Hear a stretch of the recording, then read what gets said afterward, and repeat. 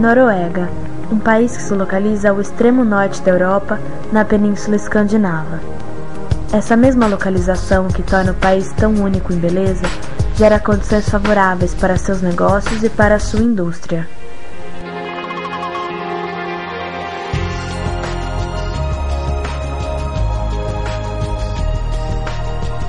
Dentro de suas principais atividades econômicas, a tradicional indústria pesqueira, a exploração das reservas de petróleo e a produção de energia através de hidrelétricas são as que mais se destacam.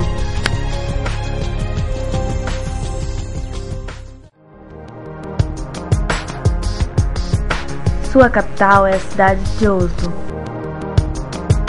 A Noruega possui uma monarquia constitucional, com uma democracia parlamentar. Conhecida mundialmente pelo alto nível de qualidade de vida de seus habitantes, a Noruega possui o maior IDH do mundo, assim como um dos maiores PIB per capita em relação a outros países. A Noruega também acredita na intensificação das relações bilaterais e multilaterais. O Brasil é um dos países onde essa política é mantida.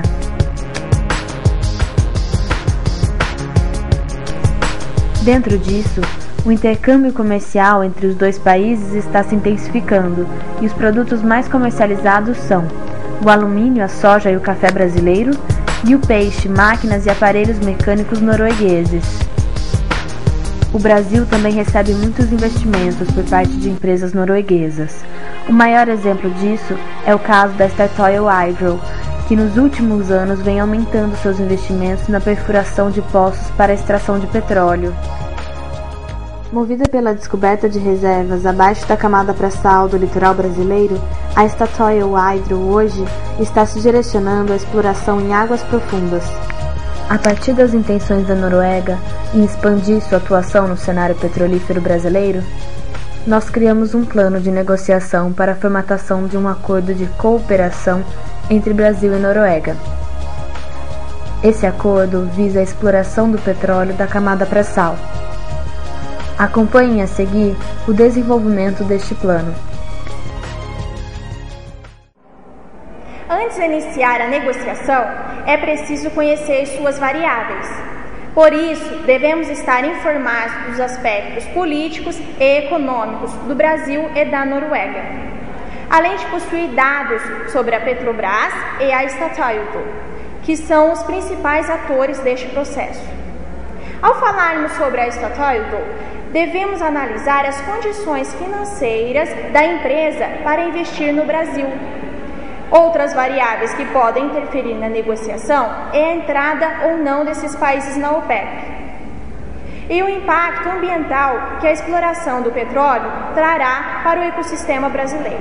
No planejamento da negociação foram definidos 8 objetivos: concretizar a transferência de tecnologia para a extração de petróleo da camada de pré-sal, estipular o valor dos investimentos diretos e indiretos para a realização da extração, identificar os locais para o início das primeiras perfurações, definir os direitos e as obrigações de cada parte do processo de exploração, assumir uma posição conjunta em relação ao OPEP e ao comércio de petróleo e seus derivados com os demais países, formular uma política de preços que beneficie ambas as partes envolvidas de forma justa, definir um prazo máximo para o início das operações de extração do petróleo, reafirmar o apoio de ambas as partes no compromisso de buscar soluções que diminuam a emissão de gases poluentes, além de criar tecnologias de produção de biocombustíveis.